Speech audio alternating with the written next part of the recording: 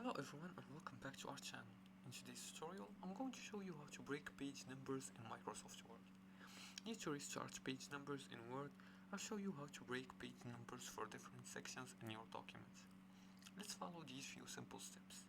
The first step is to insert page numbers, and to do that, just open your Word document and then open a new blank document. Now here, go to the insert section and then look for page number. This is the one in the header and footer section.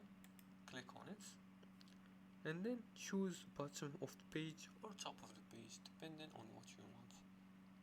Just click on this one and select here.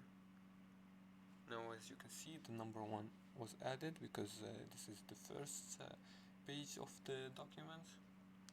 The second step is to add a section break, and to do that, place the cursor where you want the new numbering to start and then click on layout and then click on breaks. Let's go to breaks.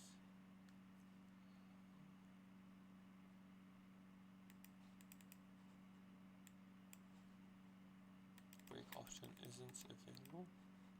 Let's click on break and then click on next page.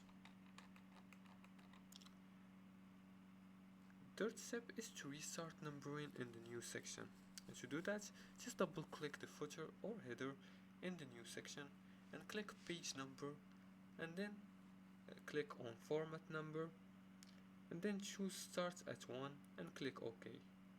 As for the fourth and final step, unlink previous sections, and while editing the footer, click on link to previous to disable it. This ensures different numbering in each section. You can also use Roman numerals for the intro and regular numbers for the main contents. And double check formatting by using print preview, which can be done by pressing Ctrl+B. And that's how you break page numbers in Word. Great for books, reports and research papers. If you like this video and found this helpful, please like and subscribe, and feel free to leave a comment below the video if you have further more questions about this topic. Thanks for watching and see you again in the next tutorial.